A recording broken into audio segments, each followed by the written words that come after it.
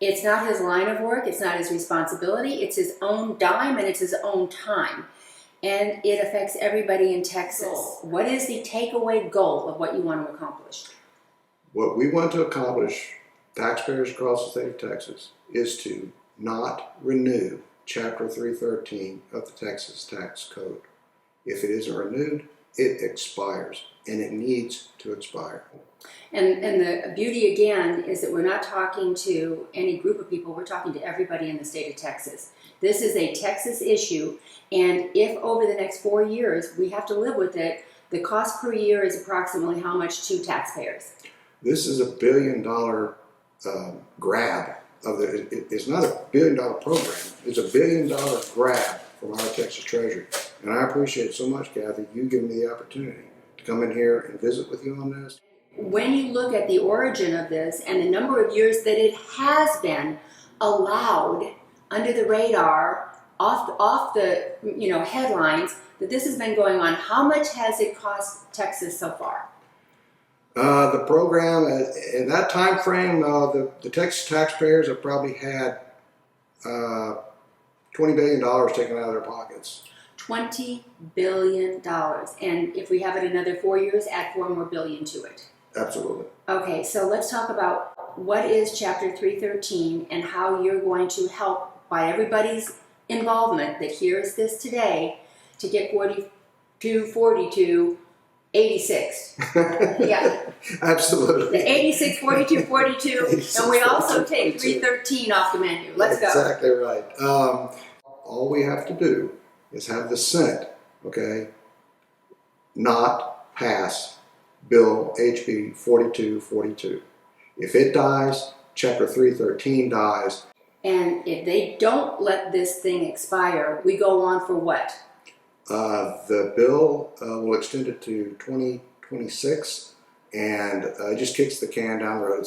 It was tried to sneak through in the last legislative session out to 2032 with no review. The legislature has a law that says this chapter is to be renewed this legislative session. They tried to sneak it through. They absolutely tried to sneak it past their own legislative review process. So Chapter 313 of the Economic Development Act is basically a development program with no return on investment for the Texas Treasury nor the Texas taxpayers. I mean, think about in the last year, how many small businesses have been shut down, okay?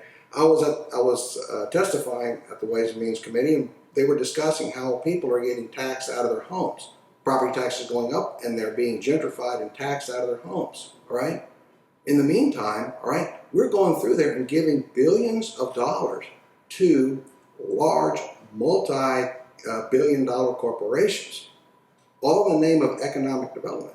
And you're sitting there going, wow, well, geez, it's economic development. That should be something we're Doesn't it sound good? And isn't Texas attractive enough to not have to incentivize people with carrots like that when we're already the most attractive place to live, do business, work, educate, and exist? Absolutely. In fact, testimony by the Greater Houston Partnership at the Senate committee hearing was, oh, we really need Chapter 313. But guess what? There's a lot of companies that come without it. There's a lot of companies that don't even. Some of these projects, if you go through and look at the actual law, these projects don't even qualify for these abatements. These abatements were all designed about bringing in a company who's looking at saying, hey, maybe we're going to go to Alabama, maybe we'll go to Texas. Then these abatements were to come in to help them sway their opinion. Well, that's not what's happening. I mean, we have projects that are expansions. We have projects that the Texas taxpayers, all right, you built what they call the grid up in the panhandle of Texas. It's under a bill, CREZ, C-R-E-Z, a renewable energy zone that was created. I think it's a $4 billion investment of the Texas taxpayers, all right? So we paid for that grid. Now the windmill companies are coming and saying, we want you now, Texas taxpayer, could you also pay us to put our windmills on the grid that you built for us? That's not economic development. There's no way. That's like me building a shopping center and then telling the tenants I'm going to pay you rent. That's not economic development at all. I mean, let's have economic development. Chapter 313 is not economic development. So why would there be such an unfair advantage given to some? Because it's not just the some, but it's the people who are controlling. Are we talking the same language here? It's hard to say. When you start talking about billions of dollars in this unfettered access by these companies to the Texas Treasury, I mean, this is truly, all right, just an open up the door and let everybody come in and grab. The bill that was being introduced, HB 1556, was just going to take the door off. There is no door. Just come in and get both hands. Jim Murphy was going to let these corporations take both hands, all right, anything else they could grab and pull out as much money out of our Texas Treasury. We fill that Texas Treasury. Our taxpayers, just like you said, the taxpayers through sales tax and through property tax. It isn't your people who live in a school district for 20 or 30 years, building their businesses, raising their families, okay? Are they ever given an opportunity to look at these kind of things? No. Only the people who have access to be able to pay the consultants, hire the lawyers, hire the people to go through there, and then negotiate these 313 agreements. And the issue is we are giving these people 37.5% discounts on their property taxes. I mean, you go through there and that's from the Texas Taxpayer and Research Association, a group that is for this. And they're coming in, they're telling your Texas legislature, they're walking all up and down the halls, okay, there in Austin, and they are telling each representative and each senator the 37.5% discount that they're getting, it's not enough. Oh, This lady's getting taxed out of her home because of gentrification, but her problem isn't that. Her problem is just she's not paying enough in property taxes so that we can give 37.5% discount to large corporations, Chevron, ExxonMobil, Enterprise Product Partners, good companies. Nothing wrong with the companies, okay? They just need to be good corporate citizens, and good corporate citizens pay school district property taxes. any one of us can be duped. Even a company coming in can be duped because they didn't know about it. One who did know about it but didn't really understand the implications of what it's doing to their community. Well, let's just say that you have two companies that come in, and one knows about it and one doesn't. And let's just say it's $1 million in taxes. So one company pays $1 million in taxes because that's the appropriate for their property. Am I right on that so far? And the other one has the benefit of 313. So instead of paying that $1 million tax, they can say, hands are clean. Oh, wait a minute. We'll give $400,000, let's call it a donation, to the school district. And we'll help those teachers, maybe buy some things that they don't have in their budget. Maybe we'll give some scholarships. And then their name goes down as a sponsor of all these things for that $400,000. The other $600,000 of that $1 million, they don't have to pay. So now they're a hero in the community. They gave away less than half of what they owed. Where did that money go? That $600,000? Who's gonna pay that? Because somebody's got to pay it. Well, you bring up a lot of very interesting things, Kathy. And one of the issues that you're pointing to is what they call the pilots, payment in lieu of taxes. The comptroller likes to varnish it over with supplemental payments. They're all the same thing, and you're exactly right. So you go through, company XYZ saves $100,000, $1 million in school district property taxes. The school district goes back. So number one, out of the Texas Treasury, that $1 million comes to the school district. So the school district is out zero. Then they go back to the corporation and they say, give us 40% back. That number I calculated and was also calculated by Texas Taxpayer and Research Association. So I know it's been verified itself. So now 40%, right, of the dollars that the company saved, they give back to the school district into some kind of trust, that the accounting for which is very, very lax. And as far as anyone can tell me, there is really no accounting to the comptroller about this $400,000. it gets into where Senator Colkhurst is taking a very bold position in this, okay, where she's come back and said, if the company can go through there and take 40% and give it to the school district anyway, then the Texas Treasury is obviously giving too much money. The program is already too expensive, and we document it because the companies are able to afford not just to keep the savings, they're able to give some of the savings right back to the school district. So that is one of the major problems. And then, like you say, where does the $400,000 go? Well, it's kind of, and does it go into other programs? Well, who knows? Some of it does, some of it doesn't. And when these companies, like you said, oh boy, I got this, we just gave you $400,000. You didn't give $400,000. That $400,000 came from the Texas taxpayers. Now you get it, and you say, oh boy, we're making a donation to the school, all right? But that's easy. I'm donating somebody else's money. Okay, wait a minute. So then you've just clarified something for me. I thought that they give a portion of what they should have paid, and they are heroes for doing it. You're saying they're not giving any of it. They're getting it from the Treasury and then assigning it to the school in their name. Yes. That's even greater BS. BS. BS. I call it the big story. That's a big BS. Yes, because if my tax bill is less by $1 million, all right, why is it less than $1 million? Because the Texas Treasury made the school whole, so it's not my money. It's Texas taxpayers' money when I take that $400,000 and give it back to them. And like you say, then I take credit for it, and I go, oh boy, aren't I a great corporate citizen? Why don't you be a great corporate citizen and just pay your taxes? Please, just pay your school district property taxes, and we will call you a great corporate citizen. But in fairness, do they even, is it their fault that somebody offered them an incentive? Do they know this? I'm not trying to give them cover. I'm just asking in reality, do they even realize that the other people... And it gets to a very interesting aspect of 313, which is why it has to expire. You go through there and you look at the incentives given to the school districts to do this, okay? And there are plenty, all right? And I've talked to many school superintendents, and I understand where they're coming from. When I can sit there and reach in and grab for my school district, just keep pulling money out of the state treasury for my school district, all right? I'm the school superintendent. What am I supposed to do? It's my job. Give everything I can to this school. And if I know it's there, if it doesn't go to my school district, who's it going to go to? Now it's my obligation.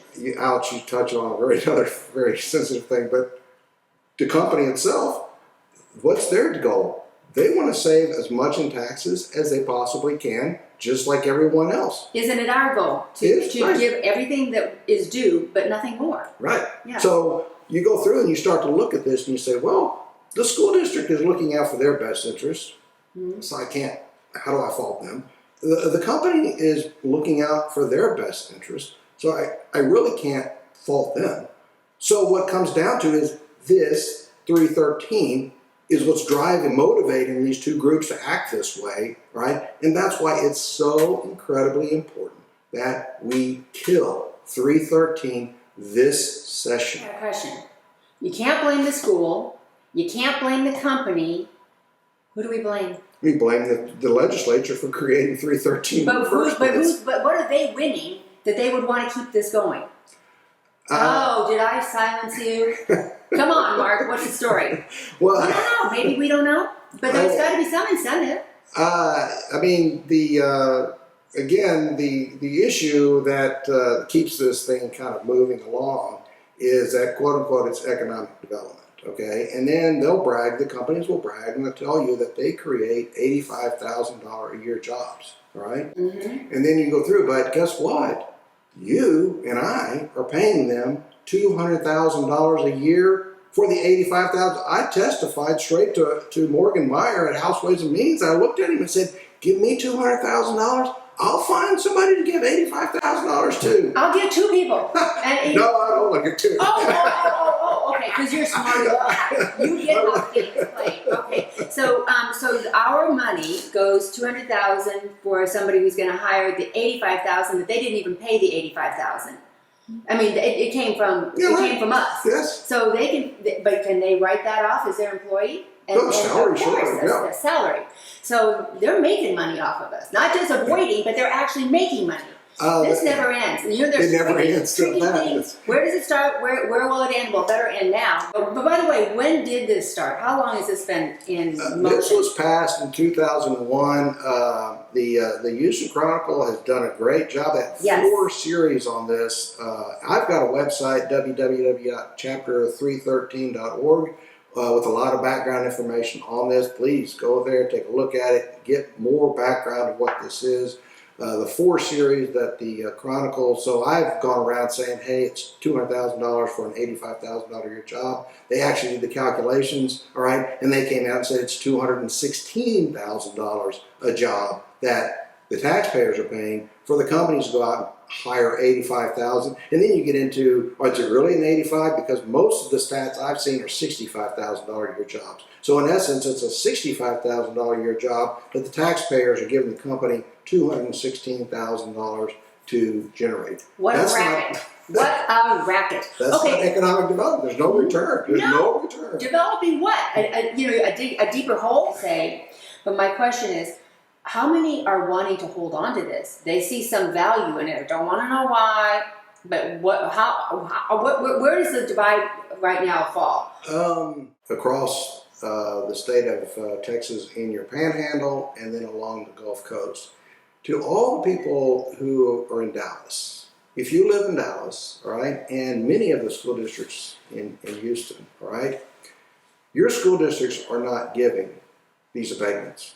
In Dallas, the whole North Texas, there are a handful of these abatements even handed out, okay? Okay. And so if your school district isn't handing out these abatements, they're paying their Robin Hood. Now we start, this is how convoluted, this is why 313 has to go away. It shouldn't involve school districts, especially North Texas, and that's Brian Hughes and Robert Nichols and Hancock and Nelson, all right? And I have gone in their offices time and time again saying, your school district getting ripped off, all right? Because these people, all these big brown dots over here are reducing what they pay to Robin Hood. Mm-hmm. There's $1 trillion of underreported school assets, all right, in the school finance formulas, which is why 313 needs to go away, because it doesn't need to be in the school finance formulas to begin with. It's economic development. Okay, so when we talk about the Robin Hood deal, we're talking about the fact that there's a lot of money that goes in the Treasury, and the people that are actually paying this stuff, it doesn't necessarily stay in their backyard. It spreads across the state of Texas to where it's needed. Right. Okay, so the taxpayers, they're getting it coming and going. I mean, it's like, wait a minute, we don't even know this is a Texas swamp. Am I right? Yes, this is the deepest, this is the murkiest part, I think, of the swamp is 313. Just because of how it's structured and how it ends up touching. To your point, it touches everything. It touches Robin Hood. It touches property appraisals. It touches the school district tax rates. It touches how these companies are able to go through there and short what they pay into their school districts. So your school district is paying full into this recapture Robin Hood formula. These other school districts, there are 2 school districts, and they're mentioned in the Houston Chronicle, and they're well known throughout anybody who gets into this process. One is Barbers Hill, and the other is Brazosport. Now think about this. There are 500 of these abatements that have been given across the state over the last 20 years, okay? 500 something, okay? 500 of these abatements. 53 come from those 2 school districts, all right? 10% of all the abatements across the state of Texas, probably about 20% of all the dollars, because these are high dollar abatements that are giving, all right, come from just 2 school districts.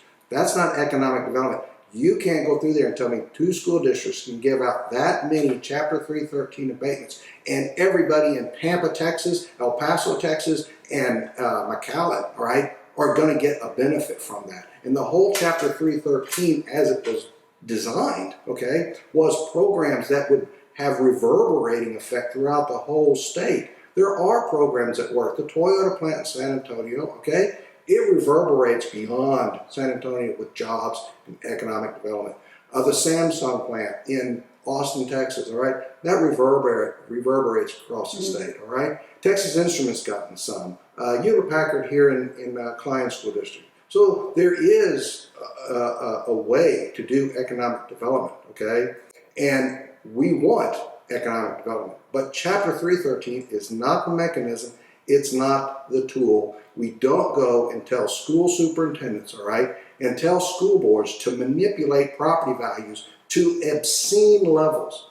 Think about this, all right? You're talking about one piece of property owned by one landowner, okay? One company owns a piece of property. One value, all right, is $4 billion, and this is actual. Another is $20 million. For the M&O, when you look at, there's an INS, interest in sinking, which is the bond.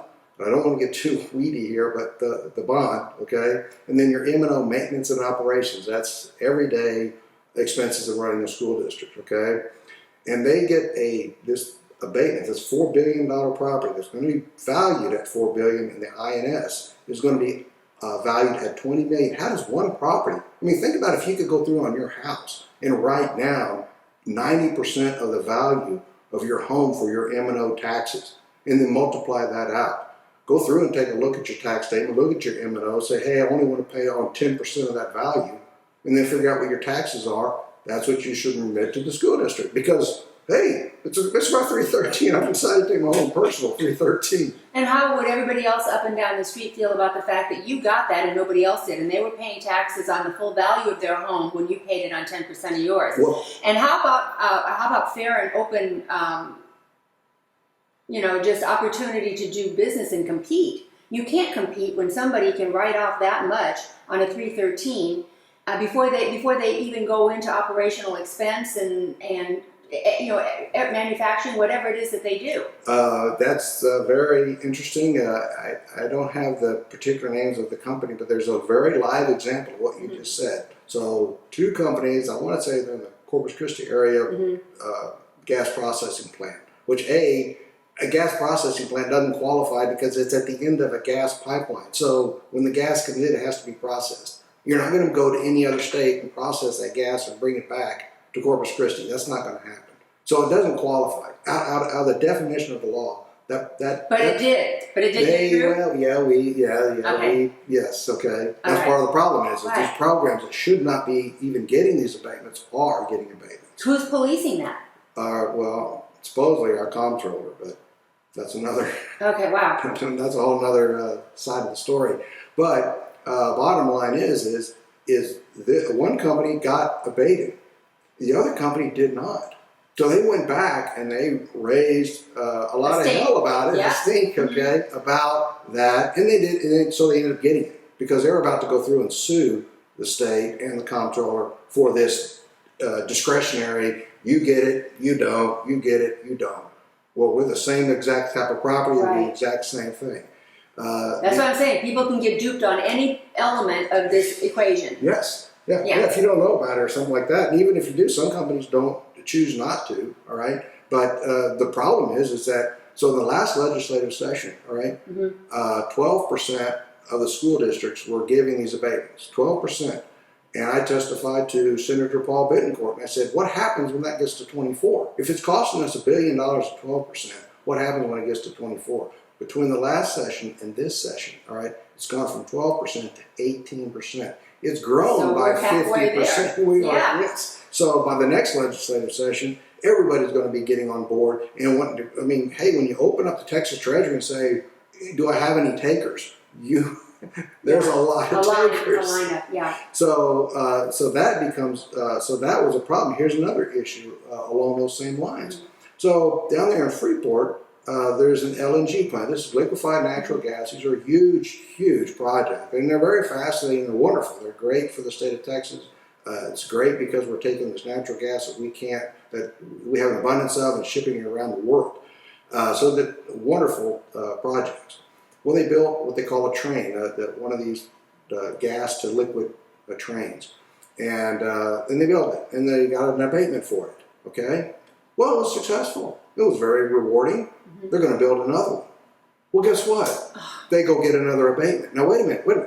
This is economic development. If it's economic development, the first This isn't one. expansion. Right. This isn't like I'm already a hero. Now I get to before letting another company come in and do something unique and new. and introduced into the state. Now this is just rewarding them again. Yes, it obviously it was financially rewarding for the company, so much so that they could build another one, and that's great, and we all applaud it. Well, that's where the taxpayers and the residents in that community for 20 and 30 years, all right, raising their families, building their small businesses, that's their reward for subsidizing the first train, okay? Mm-hmm. The next train comes in at full value. And that full value raises up the property values of that total school district so that the other taxes can either A, go down, or at least stay steady. Mm-hmm. And so where is that reward? This is economic development. Then let's give the taxpayers the economic development of participating in the first train by going through and making the next train at full value on the books. Who created it in the first place? This was created in 2001. It was... They said a typo of some kind was... Well, some article that gets into a typo of exactly how it was created.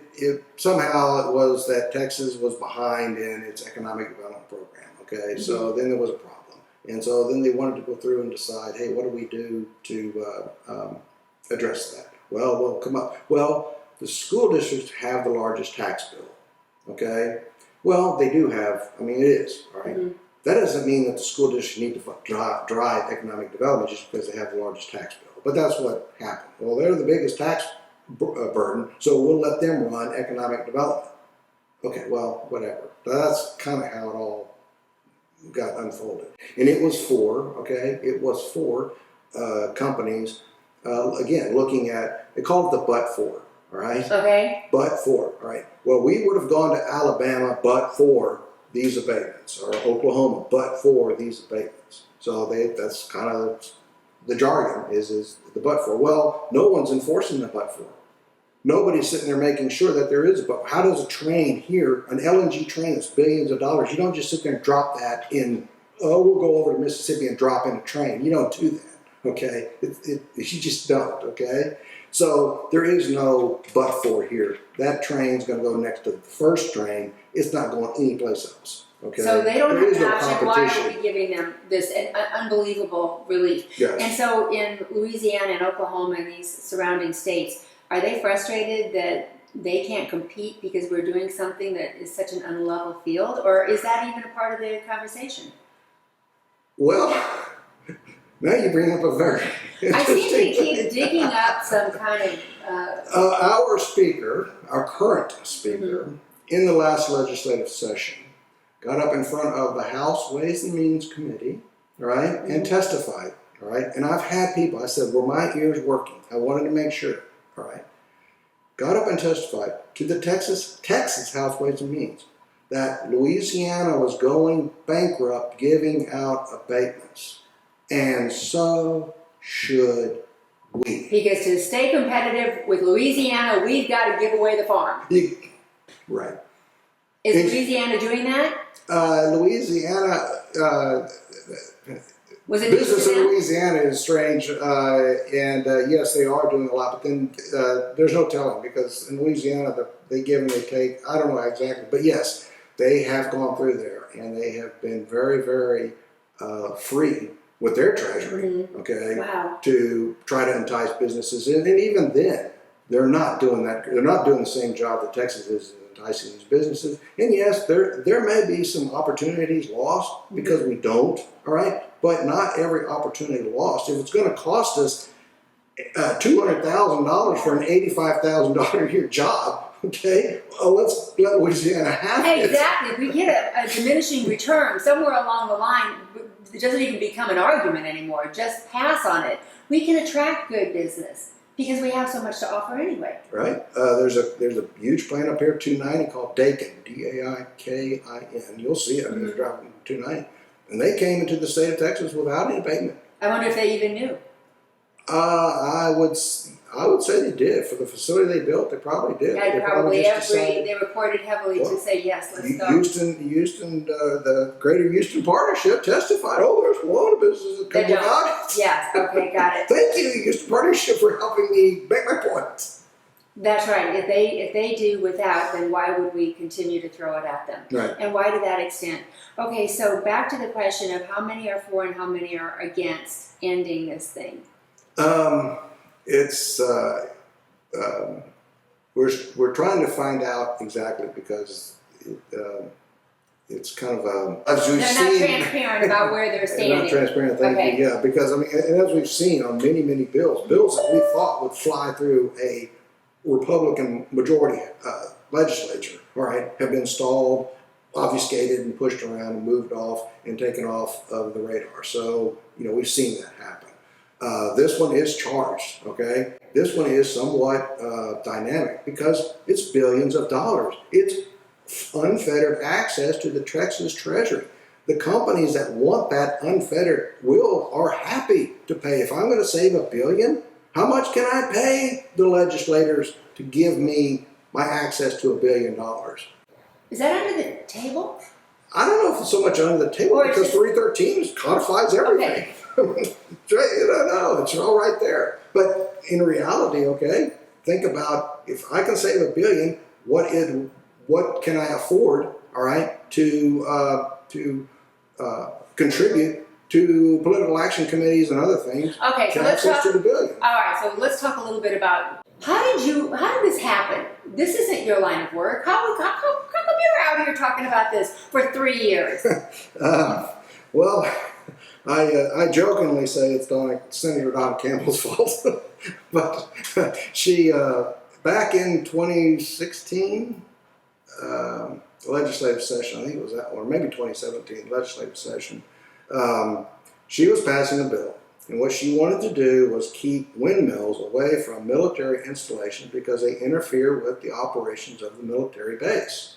She didn't want the windmills being built. And one of the things she said was, well, we're going to disincent the windmills by taking away That their 313. military. I never knew a windmill interfered with a military. So it caught your attention because it was just a curious thing. Right. But what is your business? What's your job? Well, my company is TC Technologies, and we do the Internet of Things for oil and gas companies. So, I mean, we go out and we bring data back from well sites to websites and post up information and allow them to go through and have data about.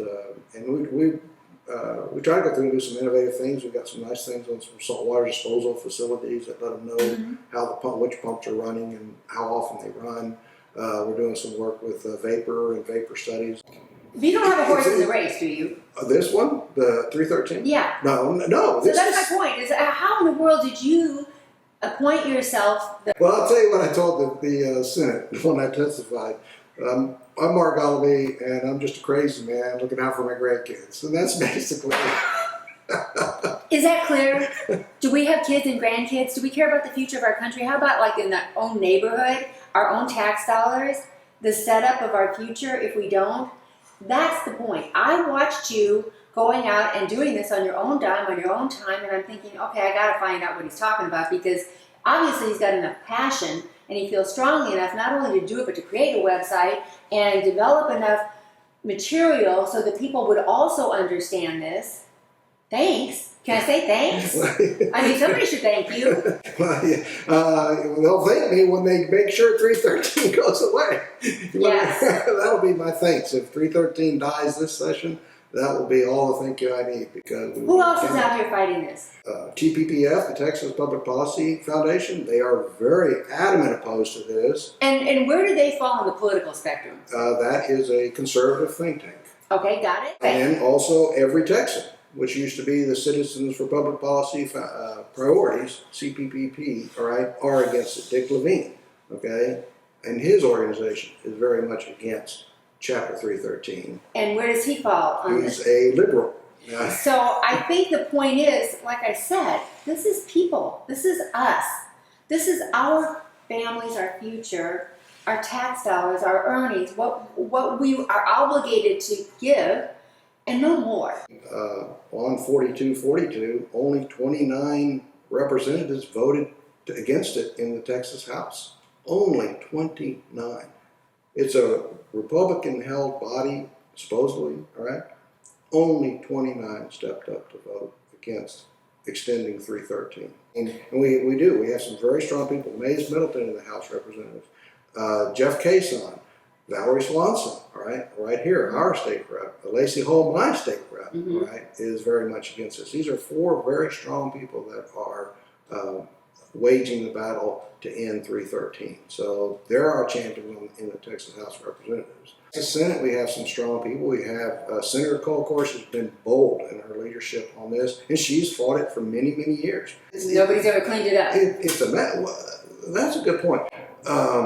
Susan Combs was a comptroller back in 2010, and she did a pretty extensive report on Chapter 313 and how expensive it was. And this was when it was probably only 100, it may have only been 100 abatements at the time, okay? And now you get 500. Now we got 500. So, yeah. And so, yeah, so when I got involved in 2017, it was 300.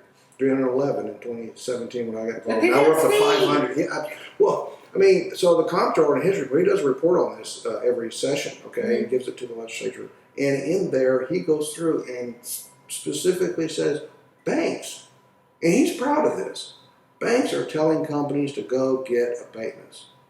Banks say, hey, before we're going to loan you the money, because your project really doesn't qualify, but if you can go through and get your school district taxes paid from the Texas Treasury, then we might be able to go through there and finance your project. So and that's a good economic development. Our comptroller says that is good Texas economic development. Because a bank gets another client and interest on the loan, and we pay for the taxes that they slipped away from. Yeah. This thing could be in front of us in hours. There's going to be major action on this, on 313 in HB 4242. It is assigned to a committee, Texas Natural Resources and Economic Development, Senator Birdwell's committee. Cole Course is on it, Brian Hughes is on it, Kelly Hancock's on it, Alvarado, Senator Alvarado here from the Houston area is on it, and Seliger, Senator Seliger from West Texas is on it, and there's some others, it'll be on their committee. It is going to go to committee. It is going to get a hearing. With some luck, we can go through and keep it to where it doesn't come out of committee and never makes it to the Senate floor. Yay! Okay. Right. How do you keep it? Step one. How do you keep it in committee? How do you keep it there? We pound every one of those members of the Natural Resources and Economic Development Committee and just pound their phone lines, pound their emails, just keep going and going and going. Tell them, do not let that out of committee. So if they were the ones to let it out of committee so that it gets to the Senate floor, and then the Senate still has a chance to nix it, can they watch it on TV? Yeah, there's access. You can go through and see what's scheduled to be heard, what's going to be live. You can go to the House. And how will they build the bill? As we distill the bill, how will you know it's coming up? Again, from the Texas, do you know WWTL? Let me look it up. We can put it up. Okay. We can put it on there. All right, so we can watch it, but we've got to either make phone calls or we've got to email.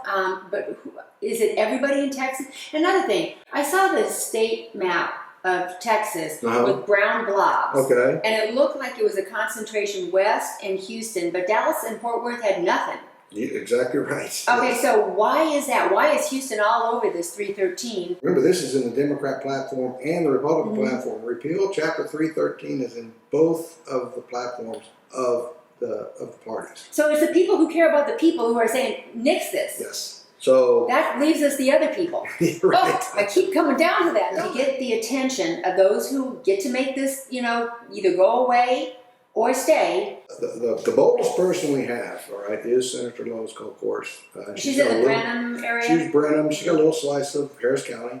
And in fact, I would say, and this is something when I testified, I would say, I have to go through and look at my notes, all right? Yeah. But she's probably 25 or 30 abatements have come from the school districts, all right, that she has within her senatorial district. So she's won. She's winning, but she still sees it as being an inequity. Exactly. Yeah, okay. Exactly. So she, now think of that. That's all of her senatorial district. I don't know how many school districts it is. Let's say it's 50. I don't know. But let's say that's 50 school districts giving out 30 abatements. Okay? All right? Barbers Hill is giving out 34. I don't even know what Barbers Hill Barbers is. Hill's Mont Bellevue. It's Oh, okay, Mont Bellevue. Okay, got it. They've given out 30. She has a whole senatorial district with, again, let's just say there's 50 school districts, all right? Okay? They've given out 30. One school districts have given out 34. Brazosport's given out 17. All right, between the two of them, that's the 53 that says these two school districts have given out 10% of all of the state of Texas. And over probably 20 years? Over this year? Oh no, over the 20 years. Oh, the 20 years. That man, wow, they must be screaming happy there with. Well, The rest of the state is picking up our fees. Yay! Come live here because we got the state paying for us.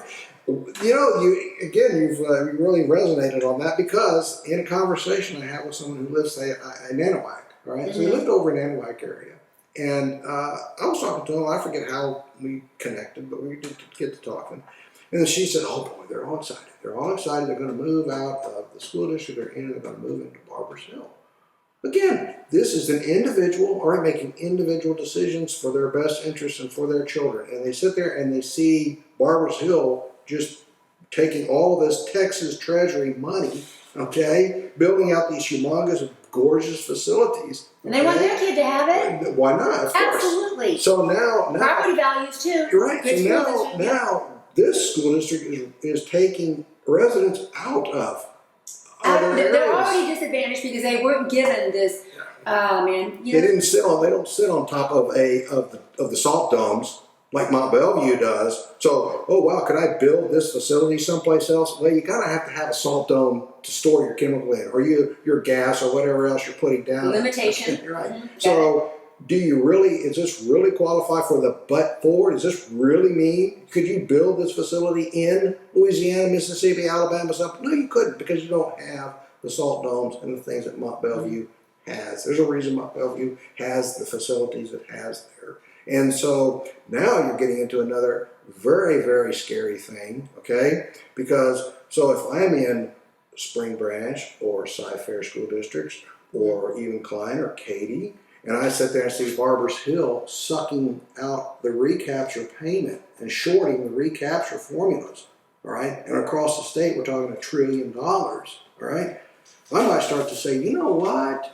I think we're going to sue Barbers Hill to make sure that they give the full value for their recapture formulas. We're going to sue Texas Education Agency or whatever it is, TEA, okay, to make sure that the school districts like Barbers Hill, Brazosport, Beaumont, to make sure they use the right value. What's the right value? The right value is the INS value. How do we know that's the right value? Because that's what the state of Texas tells the bondholders that's property is worth.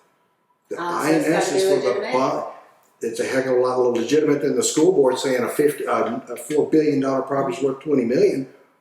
You tell me which is more, the school board voting, okay, hey, it's only worth $20 million. I mean, when it's $4 billion, on the INS is $4 billion, and you're going to tell the taxpayers for the M&O tax, we're just going to do it. So what you get taxed for, we're just going to call it a $20 million, right? But for the bondholders, we're going to tell them it's a $4 billion. Now, is that an inequity right there? And that school board sits right there. So that's why 313 has to go away. These type of things have to be eliminated. Because this is not an isolated element. It's part of a domino effect. Mm-hmm. And every one of those dominoes falling has consequences. Yes. And sends ripples through an economy and a state where it's not a level field. Because if all of this is happening in those concentrated areas, and then there is not the same appreciation of the wealth distribution in the Northeast. All of those areas that are being left out of this scheme. Is it a scheme? But even now, think about it. Okay, only 18% of the school district are even doing this. Because they don't know. The other ones don't know. Don't tell them. They're learning, but whether they know or not, okay, only 18%, all right, are currently utilizing this complete scam, all right, of the Treasury. This is a scam on the Treasury, right? Like you say, this is down, right? Why are we paying multi-billion-dollar corporations a 37.5% discount on their property taxes, their school property taxes? Why there's school property taxes that we're giving this thing out. It was established in 2001 as the Texas Economic Development Act. Then it provided for a school district to defer for 8 years. Now it's 10. So it's bad, it's gotten worse, and it's gone on longer. Yes. And it's for new investment projects. It wasn't designed for expansions. or whatever else your consultant can wheedle out, and the school district can wheedle out from the Texas Treasury. Because who's going to police it to find out whether or not you can stretch it to include that? They just do it? Well, that's a very interesting question, because one of the issues is these payment in lieu of taxes, supplemental payments, whatever, the 40% give back from the company, right? Mm-hmm. That's not in the law. There was never anything in there about school district saving the company this money and getting 40% back of what they saved, the company, plus the 100% they get from the state. I get all of it from the state, and I get 40% more from the company. And that's not in the law. Wait a minute, this is a new brand of math. I mean, we got algebra, geometry. I mean, here it goes. The New York bondholders, all right, they said, you're not going to play this property value manipulation with our bonds, right? We're not going to let you do it. You're going to tax your INS at 100%. When you go through there and you report your property value to the bondholders, you're reporting $4 billion. When you report to the Texas TNA, it's $20 million. That's Beaumont. That's Chevron property in Beaumont. So the bond boys said, we're not playing that game. The bond boys said, yeah, exactly right. Limitation, that's the technical term, all right, when you call it the comptroller. We don't give abatements, we give appraisal value limitations. Well, I don't know what you call it when you take a $4 billion project and going to tax it at $20 million for 10 years. You call that corrupt. I call it corrupt, yeah. So the school districts did have some type of abatement, then it was suspended, and then in 2001, they reset out Chapter 313. Okay, so the legislature created Chapter 313, and the legislature can kill Chapter 313. This is not. We brought it in, we can take it out. Exactly.